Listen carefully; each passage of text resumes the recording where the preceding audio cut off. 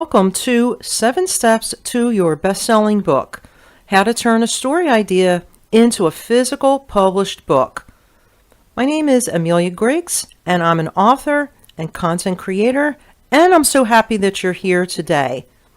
As we move through the presentation, if you find it helpful, I'd appreciate it if you can go ahead and smash the like button, and remember to subscribe to the channel so you can see more content like this. I also welcome your feedback. You want to wait till the end of the session to the question and answer segment. Let's get started. Here's what's included in this training workshop. For the introduction, I'll give a brief summary of my background and how I got started as an author. As I tell you about my journey, I'll be listing some questions you can ask yourself, and you can use the companion worksheets in your resources on the workshop page to jot down your answers if you like. I've included all the worksheets from my Author Journey workbook, and you could use as little or as many of the worksheets as needed. In the For the Love of Writing segment, I'll discuss what I call green flags to help you identify your writing passions and how to embrace what you might think of as a hobby and turn it into a real-life business. Next, I'll be discussing the 7 powerful steps to a successful author journey. So a little bit about my background. I studied computer science in college and started in IT support, and then I moved into teaching computer classes many years ago. Then I decided to return back to grad school and study instructional design, and I moved into e-learning development in the corporate world. My inspiration for writing started as a child. I loved reading as well as writing stories and drawing pictures.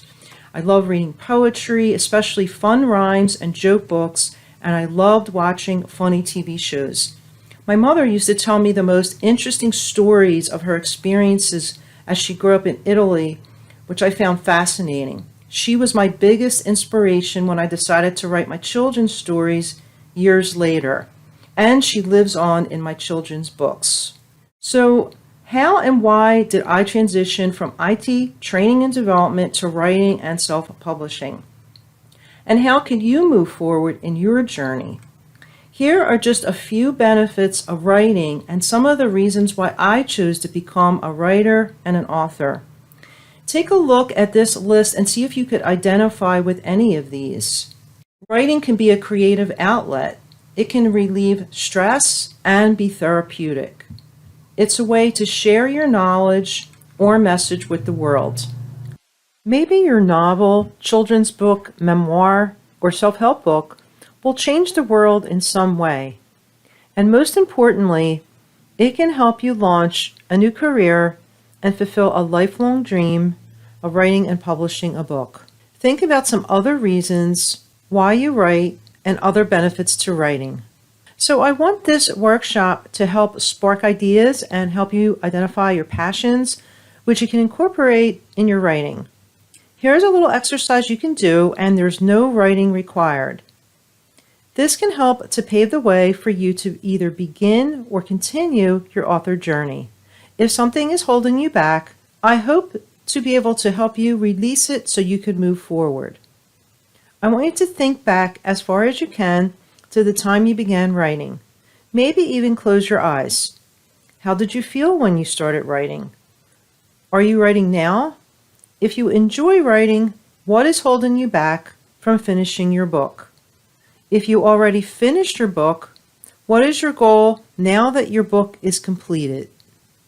Wherever you are now, working full-time, part-time, working multiple jobs, and if you are a consultant or business owner, and I could relate to most of those, I want you to think of writing, definitely yes, as a business, and a fun business at that, because that's exactly what it is and what it could be. On this slide, I'd like to discuss what I call green flags.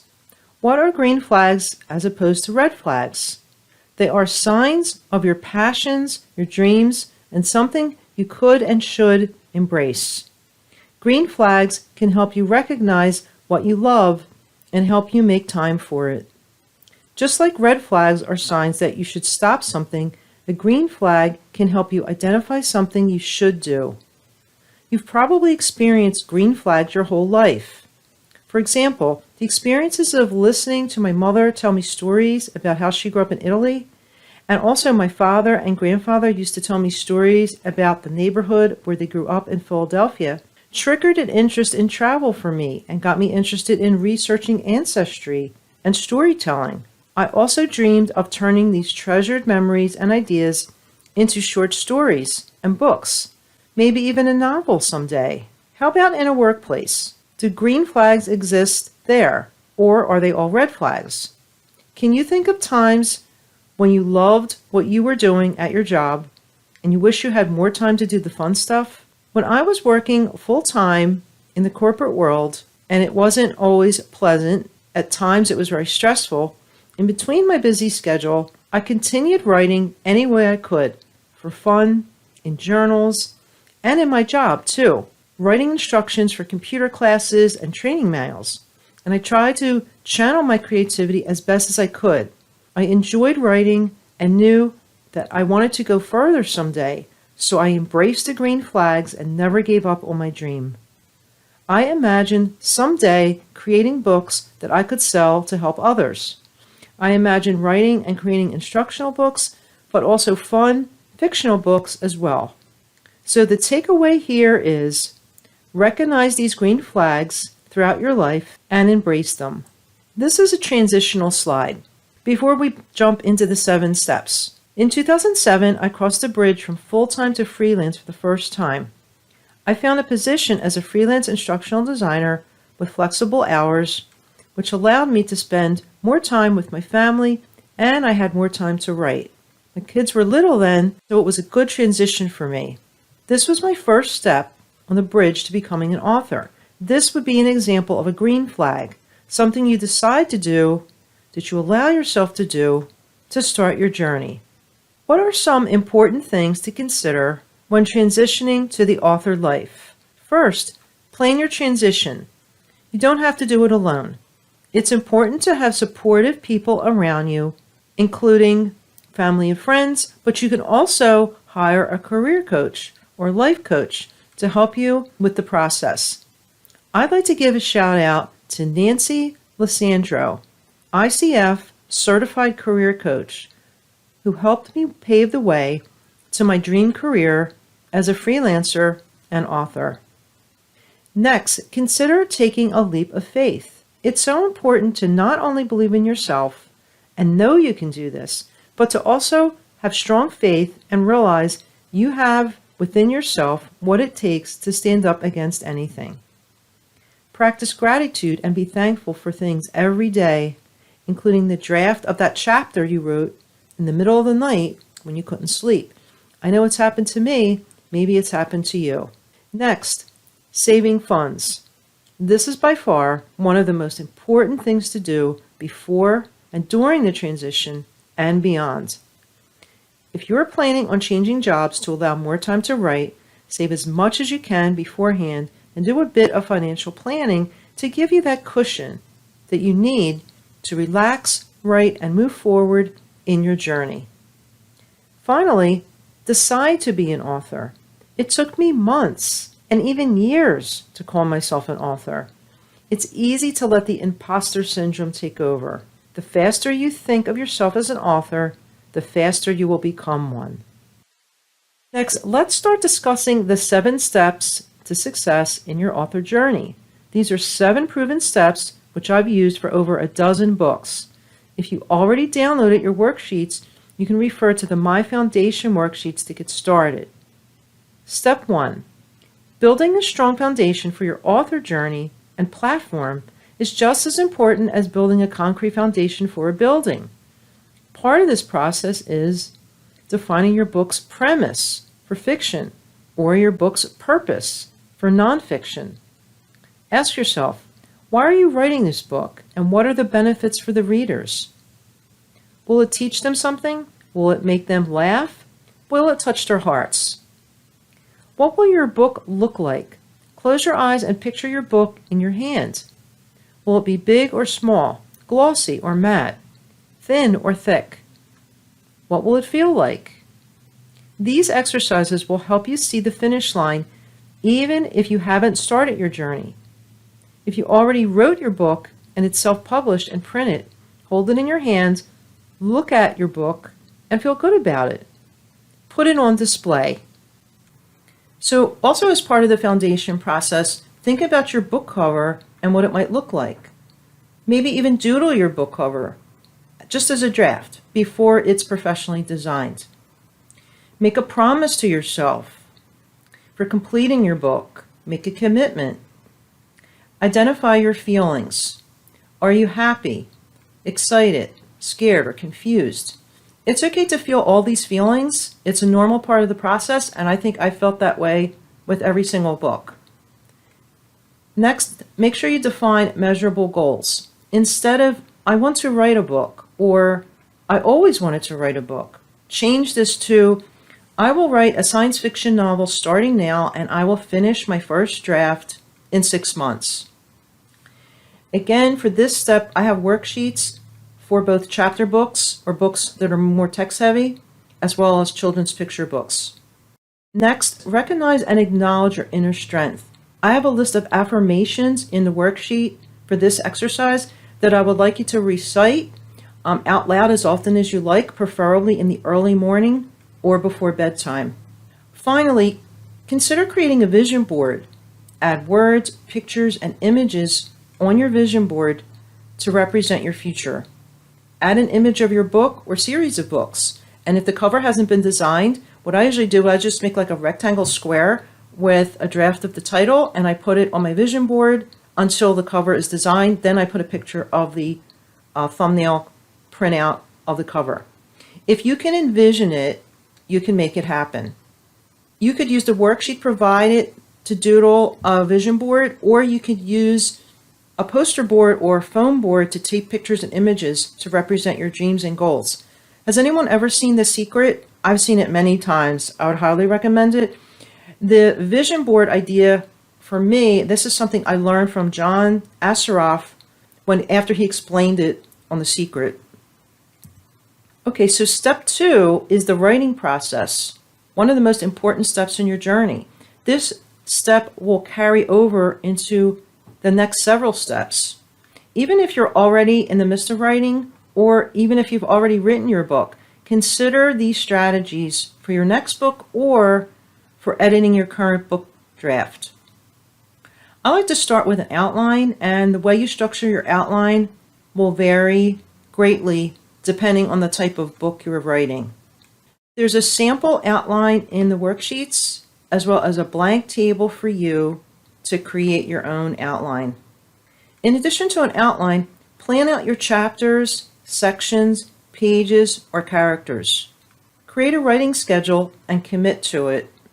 Think about what tool you will use to write with. Are you going to write on a tablet or on a computer? I primarily use Microsoft Word when I'm writing, but I also have lots of journals around. I have lots of them around the house because you never know when that next idea will strike you. So I like to have something to write in wherever I am. So one question to ask yourself before you begin writing, or if you're thinking about your next book, are you considering a book series? A series is important to consider ahead of time to help you plan out your author journey even more. A series could also be an ideal marketing strategy.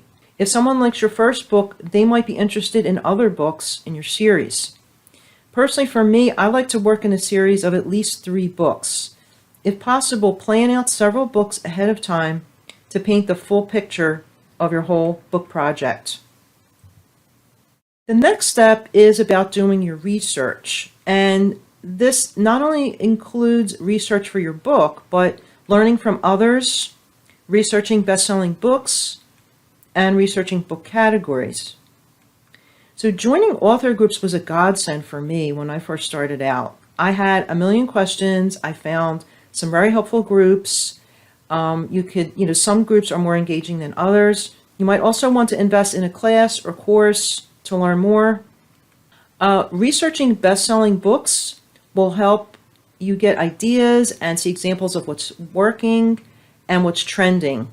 I have instructions in the worksheets to help you learn how to go on Amazon. Maybe you've done this already, to find best-selling books in your genre and how to search and make a list of the best book categories for your book. So I use KDP, which I'm going to talk about later in the self-publishing step. I just wanted to tell you that when you upload your book, specifically on KDP and I think on Ingram Spark too, they only let you put in a couple categories.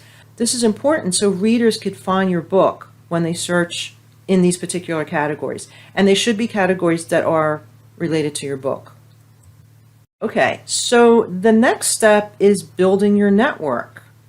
And building your network, I want to talk about two kinds of network, the audience network and your author network. So your audience network is different than your author network, although there's a chance they can be in both. Like for example, you might find an author group where there's a parent looking for a special type of book, which could be your book.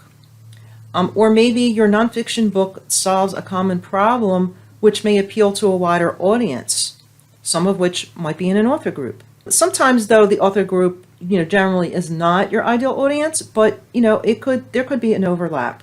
To find your ideal audience, you want to make a list of your ideal audience, like the characteristics. You want to attend author events and book shows, introduce yourself, get to know your audience, ask them questions. The other thing you can do is create lead magnets, such as a free chapter.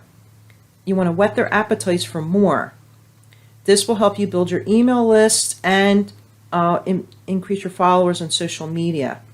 I use MailChimp, which is free for up to 2,000 subscribers on your email list. So for your author network, remember those author groups that I suggested you join in step 3 to learn while you're doing your research? Now you can take it a step further and network with them to build business relationships. You can also offer to do author interviews, do cross promotions, more marketing ideas for you. So there are dozens, probably hundreds, if not thousands of groups out there. And if you just join a handful of author groups, you're going to find that some are more engaging than others. Hopefully you'll find a group or two that you like where you find some authors to network with. So now I'm going to introduce you to my special guest today. I'd like to introduce my first guest, which is Corinne Hewitt. Corinne is an author and an expert quilter. Corinne has written several historical fiction books, all of which I have read, and I can't wait for the 4th book in the series, which Corinne is currently working on. She also has a companion cookbook, Bible study book, and children's book. Hey Corinne, if you're online and you want to, would you like to say hello and give a word of advice for authors? Hi, Amelia. Thank you for having me. And yes, I'd love to give you a little tip. It's a simple tip. It's something that somebody told me, and I think it worked. Anyways, I found a place that I love to be. I make it my oasis. I have a comfy chair, a memory board, or a tack board to place pictures for inspirations of places and people that are in my book, and even a map, a side table for a notebook, and a cup of coffee or tea or whatever your beverage. And settle in, write your book. The best way to do this, in my experience, is to always do it at the same time every day. Anyways, best to everyone that is writing, and don't forget to enjoy the journey and never, ever give up.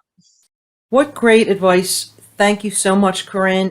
My second guest is Elwyn Autumn, and Elwyn is a teacher and author of children's books and YA books. Elwyn's Camilla Chung series helps children overcome issues like bumps in the night and bullying. Welcome, Elwyn, and thanks so much for being here. What would you say is your number one tip for authors? Well, hi, Amelia. Thanks so much for inviting me to this this workshop. My number one tip, well, I actually wrote an article on a few tips, but I guess my number one in my article is patience. I also have trouble with this one. The public doesn't understand the time, dedication, and money it takes to produce a picture book or any book that you've written. They say, once you self-publish, you're a business. So sometimes I think we start having expectations like, oh my gosh, I'm a business. I should be making lots of money and, I should be becoming super successful. And everything takes time. Just like you have to have patience with yourself for learning how to write and getting the product that you want. You also have to have patience for time for to see any form of success. And then you also need to define what success looks like. I'm not an international bestseller, but I still feel like I'm successful because my stories touch readers' lives. And how do I know that? From the reviews and the letters that they write me. Wonderful. Perfect. Yes, it's all in how you look at it, and our books are available all over the world, but I think we are all international bestsellers. So my third special guest is Julie Leister, K through 8 teacher and brand new author of a children's book called Our 5 Census. Hey Julie, thanks for being here today. Would you like to say a few words and any advice you can provide for new authors? Thanks, Amelia. Thanks for also inviting me to be part of this, because it was a long journey with you. It was 1 year, almost exactly 1 year. But the best tip that I learned over the year was that it's a much longer process than what you anticipate. It just ends up being a much longer process. And something that would have really helped me if I knew ahead of time was not to second guess myself. And I did that over and over again, where I made a decision and then I thought about it, I second guessed myself, and then I spent a little time on that second guess. And then I always ended up with the illustrator going back to the original decision. So that's probably the best advice I could give, is that go with your instinct. You've been thinking about this book for a long time. You've been, sleeping on it, a lot of thought on it. Go with your first instinct and save yourself a lot of unnecessary wasted time when you fool around with that second instinct, and then you will always retreat back to what your first instinct was, and it's usually the very best one. Great advice, Julie. Thank you so much. So I'm going to move on to step 5, also very important, formatting and editing your book. So although it's tempting, I would say try not to format and edit as you write, although I have been guilty of doing that sometimes. It can interfere with the creative process. Once you have completed your draft, then it's time to format your manuscript. So there's some decisions to make when you format. Should you format yourself or should you hire someone else? What's your trim size? So as far as deciding about, if you should format yourself, this depends on your experience and your budget. If you have experience with formatting and designing, you can do some or all of it yourself. Or if not, you can hire someone to help you. I have worksheets included in the resources to help you track your book's attributes as well as the editing, formatting, and proofing stages. So here's a list of tools I use for my books. I use Microsoft Word for all my books and to write, and to check spelling and grammar, I use Word's editor feature, and I also use the free version of Grammarly. For proofing, I highly recommend reading your book out loud, word for word, several times. I also absolutely love Word's Read Aloud feature. It's in the Review tab. There's different types of voices, and you can change the speed of the voice as well. So I also use Canva to lay out and design most of my book covers. The only exception is for my Author Journey series. For those books, I decided to invest in a designer. Also, for my children's books, my illustrator designed the front covers. I took the JPEG front cover from my illustrator, and then I used that to design the whole layout, front, spine, and back. I laid out the back covers of my children's books and the coloring activity books. I also did this in Canva. So I also use Canva for all my promo graphics for marketing. I love Canva so much, I created a Canva course to help others. And I'm planning on creating a lot more training videos, and I'm going to create some Canva videos on how to create promo graphics for books. Next, Snagit is absolutely my favorite screen capture tool. Been using that forever, for years. Great for nonfiction books if you have to take a screen capture and you want to add some, lines and arrows and captions, etc. And finally, Photopea.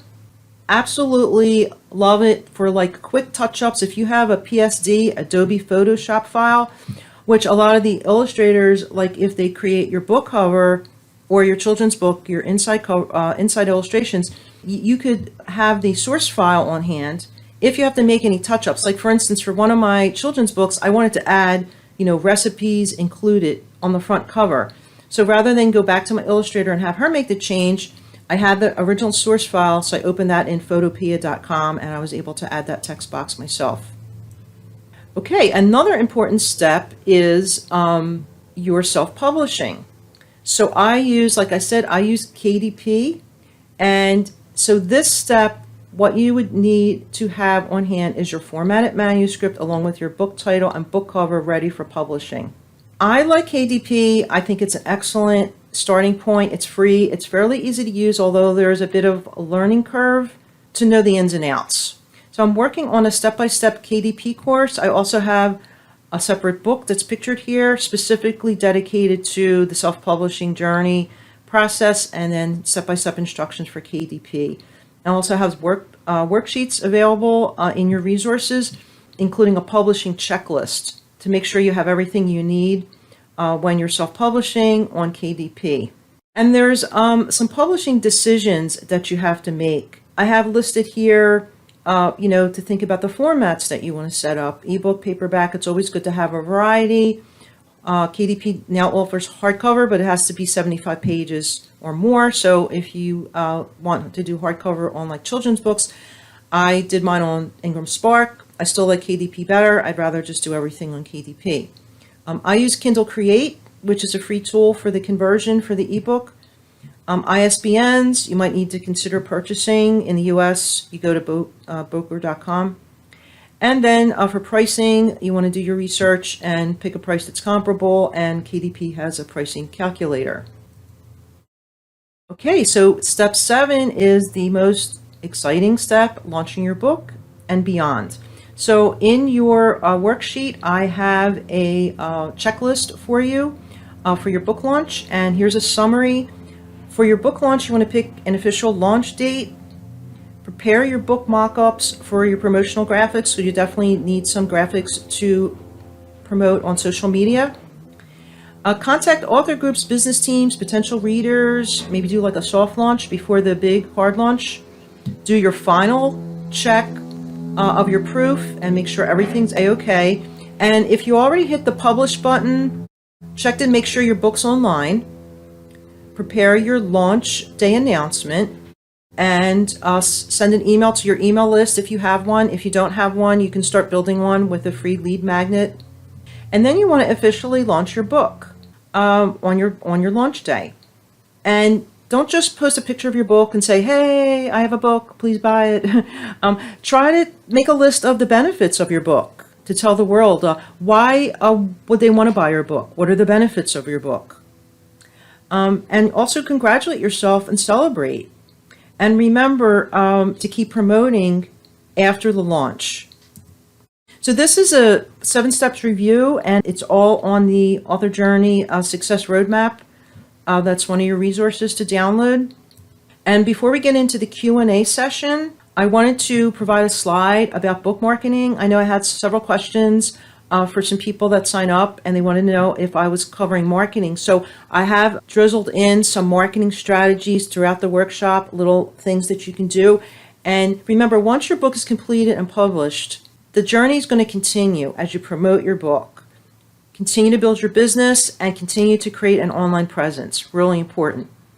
Here's just a few ways to promote your book. I like to run Amazon ads, and I learned for free from Brian Cohen via his free Amazon ad challenge. He runs it a few times a year, and I only use that. Now, he does have a full-blown course, but that free challenge is enough. If you do your homework and follow all his videos, it's enough to get you started with the Amazon ads.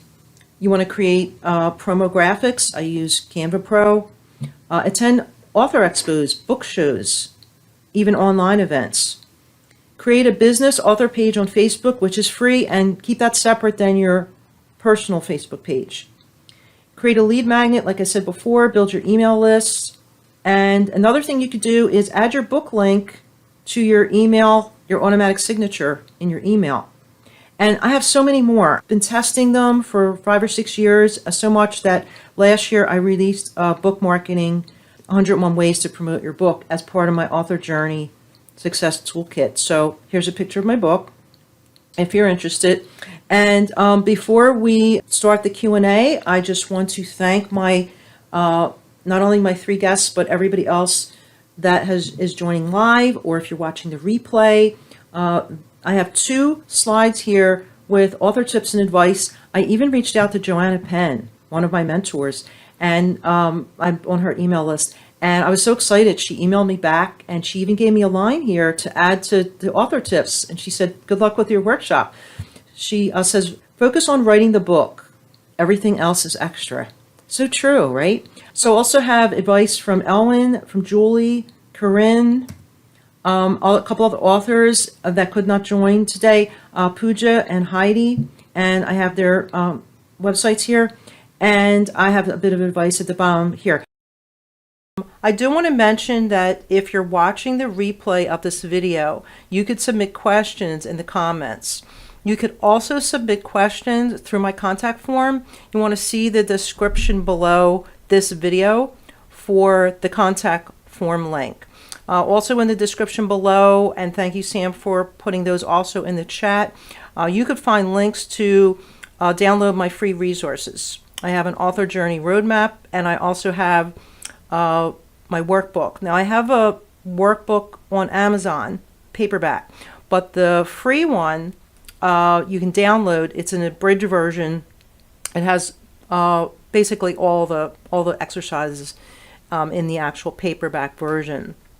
I also have a lot of training videos on my YouTube channel, and this year I'm focusing on book marketing. So I'm going to be adding a ton more book marketing videos based on my 101, whoops, to get that in the camera, 101 ways to promote your book. And I just continue to find ways to promote. I know I watched one of the other presentations, and someone said, whatever you do to sell your books is marketing. I mean, there's just unlimited things you can do, but it is important to just, like even my book, it's 101, but don't feel overwhelmed, look through it. And then there might be, 5, 10, whatever strategies that work best for you, because it's not going to be the same for everyone. Also in the description below is if you like step-by-step training. I mentioned that I had been working on a self-publishing course. The good news is it's finished. It was a culmination of 7 years of work, and it actually then took me a year to build it on my course platform. So you could find a link in the description to my course, and be sure to use the coupon code that's provided. I'm going to look through the chat and look for any questions or comments. If you don't have any questions, I'm going to ask you some questions. So let me just look here. Thank you, Sam, for your comments. Thank you, Devin. Yes, again, to keep it simple and choose the best that works for you. Yes. I'd love to know what books you all are writing, what genre you're writing. So I'll put that in the chat as well. My question to you is, what is holding you back? If you didn't start writing, maybe you're already writing, maybe you're finished writing, whatever point you are in your author journey, where do you want to go from here? What are your goals, and what's holding you back? I also offer a free 30-minute discovery calls. So if you would rather discuss your questions on a quick discovery call, you could use the Contact Us form link, which is also in the description below, to send me a message, and we can go from there. Let me see what else is in the chat here. Thank you, Rachel. Clear explanations. Can't think of any questions. Okay, keep thinking. I'm sure some will come up. Yes. I still would love to know what other books people are working on. And again, what particular question do you have? I get a lot of questions on my YouTube channel and other places about book marketing. So let me just double check the chat here. Okay, Devin, working on high fantasy at the moment. My side projects include the steampunk and authoring a fantasy legend. Excellent. I'll tell you, not familiar with how, so I commend you for writing that kind of book, because honestly, when I first got serious, and what actually got me interested in self-publishing is, like as I said, my background with IT and training, I was always writing instruction manuals. I think I was hiding behind the instruction manuals, but I really wanted to get creative. So I started writing online articles. I don't know if you've ever heard of the website called Hub Pages. I have over 100 articles on there. I don't write on there much anymore, but I did. I started probably like 12 years ago. And, it was an outlet. It was like I related to this. If someone is a swimmer and they are preparing for the Olympics, they have to do all these laps and practice, right? So all the articles I wrote, which were a lot of nonfiction, but then some were not, some were different types of articles, kind of gave me practice for the bigger thing to come, which was to write an actual book and self-publish it. So from there, I actually joined a writing critique group. It was a short story contest. Let me just rephrase that. On LinkedIn. LinkedIn has groups too. Like Facebook has author groups, but LinkedIn has groups as well. So I joined a monthly short story contest just for fun. And the woman and it had to be like really short. Like I'm thinking like 200 or 300 words. I mean, short. And she would give us a couple props, maybe a character, and then we had to come up with a short story. So then we would submit it, and then she would pick 3 stories every month. And then different months, 2 of my stories got selected. I was thrilled. And then another woman that she worked with put all the short stories in an anthology in a real book. I was like, wow, this is like the coolest thing ever. How do you do this? So she was self-publishing. So that's what got me interested in self-publishing. And then I had to decide, do I want to do short stories? Do I want to write a novel, which I did start, and I put that on the side, or do I want to write nonfiction? The reason I did nonfiction is because I had taken a course years ago, and one of the teachers said one idea is to write nonfiction if you have a strong knowledge of something in your career and you want to build your business with a nonfiction book. That's one idea. And then it's easier to market that way. So my first years was actually Microsoft Office tips and tricks, because I used to teach Microsoft Office. And I have like one on Word, one on Excel, and one on PowerPoint, and they continue to sell. Like I have some ads, but those were pretty popular. And then I moved to other nonfiction with my Author Journey Toolkit, and then for fun, I did the children's books. Double checking the chat. Okay, Sam writes romantic fantasy and PNR. I'm sorry, I don't know what PNR is. Let me know in the chat. Holding myself back. Okay, tell me more, Sam, why you're holding yourself back. We still have a few minutes. I like your comments, Evan. I'll show you the way. Rachel asks, how often do you suggest we shift our marketing strategies to find what works best for us? Excellent question. It really depends on if it's working for you, right? If you try a marketing strategy and it's not working, I mean, you don't have to necessarily cross it off the list, but then maybe don't do as much of it and try something else. The more you try, it's like anything else in life, right? The more you try, the more you're going to find the right connection, the right niche, and the right marketing strategy. Sam asks, what steps did you find were the hardest for you to work through? Assuming you mean what steps in the author journey process. Let's see. I would say maybe the hardest part was at the beginning deciding which genre I wanted to write in, because I wasn't sure. And then I was following Joanna Penn. Joanna Penn, she's from the UK. You may know her. She writes nonfiction to help authors, but she also has like sci-fi fantasy. And I was like, oh my God, like then she became my mentor. There's somebody that writes in multiple genres. That's what I wanted to do. You don't have to necessarily, I mean, you can stick with one genre. I'm just like kind of a person that likes to try different things.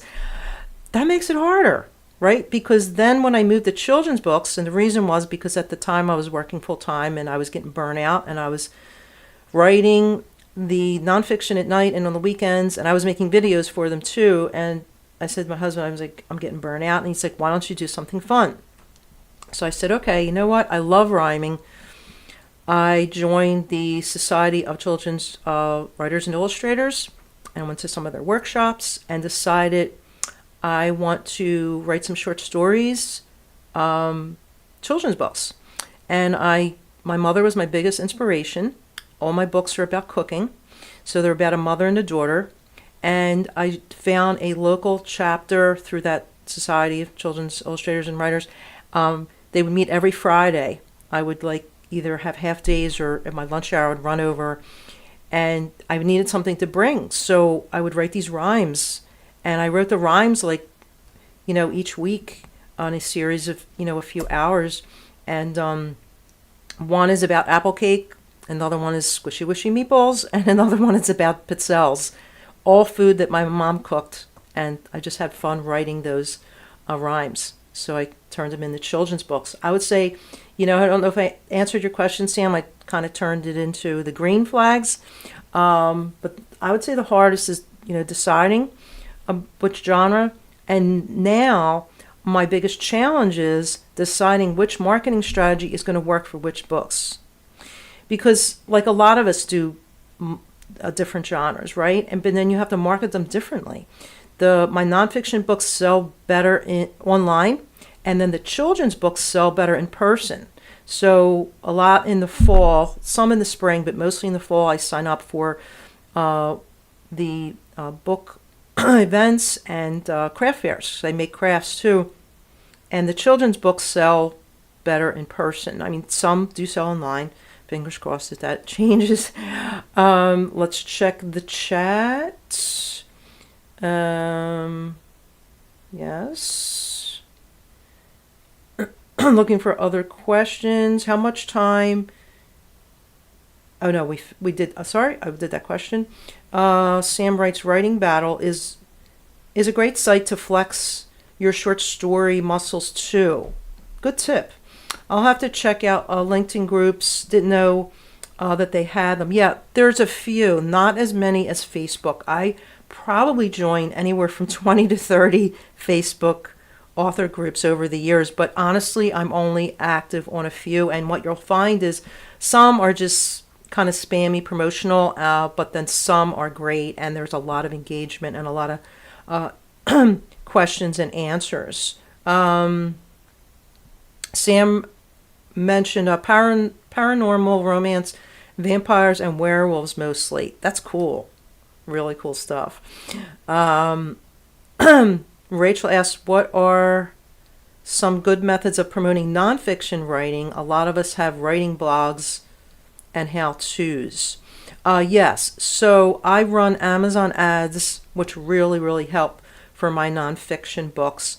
And again, I've been following Brian Cohen for years, and I'm going to do his. I've already done his Amazon ad challenge twice. I'm going to do another third one, probably the one in July. I would say nonfiction, the best way I have found to promote is to align it. Hopefully, like if any of you out there have nonfiction, that it's because you're very experienced in something that you maybe did in your job, or maybe you turned the hobby into a business. So because you have that expertise, you can post about it on social media and offer tips. And because I know I did, like in the beginning, and a lot of us do, you have a book, even if it's nonfiction. And I know I had like my Word and Excel book, and I put it on my personal Facebook, which probably is not the best thing to say, hey, I have a book, you want to buy it? And I have some friends buy it just for fun, like to do me a favor, but did they really need it? Probably not, So align it with tips in social media, and then you can kind of promote your book, like, create some promotional graphics. I love Canva, and I also use a tool called placeit.net for book mock-ups. Really helpful. Sam writes, introverted, don't think I'm mental thing. Okay, getting there. Yeah, you know what? I'm kind of like both, right? I'm introvert. I like to create my videos for my YouTube channel, and write like at home. And I do like working in my office at home. I like to be social at these book events, but I'm sort of an introvert a lot of times. Rachel says, I love Joanna Penn's publishing marketing books. Same, right? Same. Yes. Thank you, Rita. Glad that you enjoyed the information. And yes, so many Facebook groups. And Rita also says she uses placeit.net. It's a great platform. Yeah, I do have a subscription.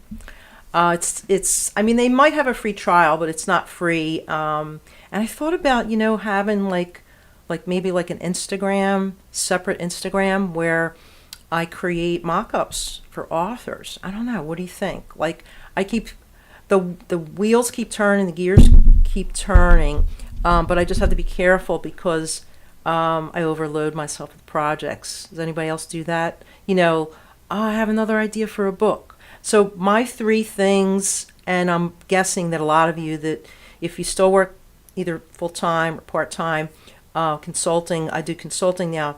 My 3 things this year are perfect my books, like Don't Laugh, but like my author journey book, see all the little post-it notes, updates, because it changes, right? And look at all the post-it notes on here.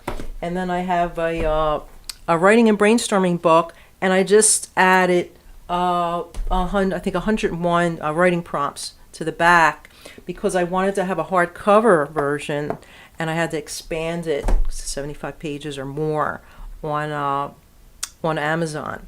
So I lost my train of thought, but yeah, I'm just going to check the chat one more time, see if there's any other questions. Eloise says, I will overload myself all the time. Oh, I remembered what I wanted to tell you. So my 3 things are that I work on. My books, I have 15. That includes 1 writing journal, so kind of 14, right? Books, my YouTube channel, and my courses and other smaller projects. So my background is IT, but I moved into e-learning, went to grad school for e-learning. So I used to do e-learning in the corporate world. And then I decided, I want to create these courses for several reasons, to help people because I have so much knowledge to share. And then if you have nonfiction books, another way you could market is to create a course. It doesn't have to be like a big giant course, right? I have a Canva course, and Canva keeps evolving and changing. So I ended up putting some of my Canva videos on my YouTube channel, but I still have my Canva course. Then I have a mini course on Canva book covers. So that is only like 3 videos. So you can just do like 3 videos, 5 videos. And then my self-publishing course is big. So that one has 20 training videos.